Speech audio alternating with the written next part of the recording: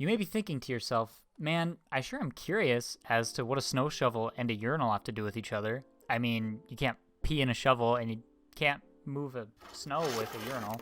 I mean, if you really wanted to, you could. You have free will. I can't stop you from doing that. But it's not going to be very intuitive either way. Regardless, let me tell you a little story of my brain and how it led me on a journey of discovery and the joys of Wikipedia rabbit holes.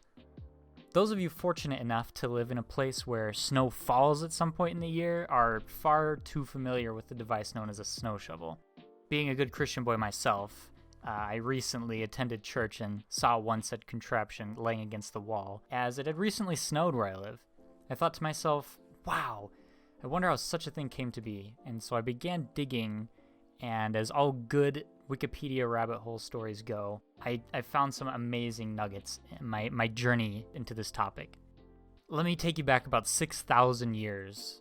In Russia, evidence of early snow shovels were uncovered by archaeologists created from elk antlers and wood, which in hindsight is very intuitive. I mean, looking at the things, it makes sense. Shout out to all my 6,000-year-old Russian homies, doing a great job, keep up the good work. Now, many designs of snow shovels have come out over the years, including the traditional D-shaped handle and the sled variant, the bent shaft variant, metal, plastic, and wood material models, and so on and so forth. Now, let's take a look at a certain type of shovel, one with a wooden handle and a solid metal scoop with a D-shaped grip. What do you think? Maybe the craftsmanship, the grooves, the material, all good things, but can you imagine a world if 6,000 years ago the Russians weren't able to see an elk antler and be like, oh, that's good, we can use those. And this brings us to early 20th century Dadaist artist Marcel Duchamp. Dadaism was a movement that began in response to the outbreak of World War I, and it was meant to combat modern capitalist society by displaying common items and giving them meaning for the sake of giving objects artistic meaning. Key players in this movement were, of course, our good friend Duchamp, Johannes Bader, Max Ernst, and Hugo Ball, among others. And yes, that guy's name is actually Hugo Ball. I had to double check. I did write this segment to make fun of him because he was a bit of an anti-Semitic character.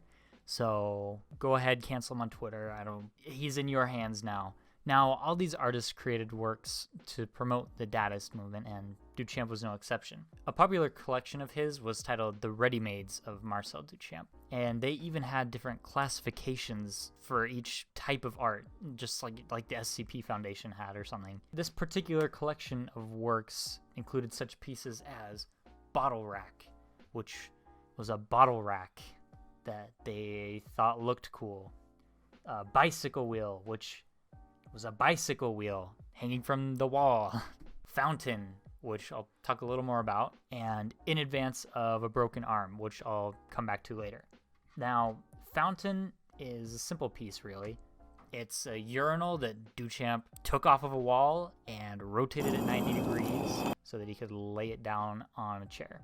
He also signed the side of the urinal R. Mutt, after an iron manufacturing company called Mott Iron Works, most likely to poke fun at the industrial society he was trying to contradict. And really, Fountain doesn't have an official solid interpretation since it was created, but it left its mark on the world, and heavily so. Fountain was apparently so influential that in 2006, a board of 500 British art professionals voted the piece the most influential artwork of the 20th century, even more so than Picasso's this name in French that I can't pronounce, and Andy Warhol's Marilyn Diptych. A literal urinal with Sharpie on it beat out what I would say is one of the most recognizable pieces of art in the recent age.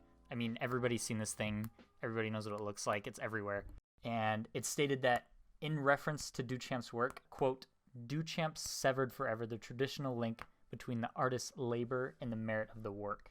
This brings us back to In Advance of a Broken Arm, which was a manufactured snow shovel that had no particular amazing craftsmanship or anything, just a normal wooden shaft and a metal scoop, pretty standard for the time. And inscribed in the handle was the quote, from Marcel Duchamp 1915, which is truly inspiring.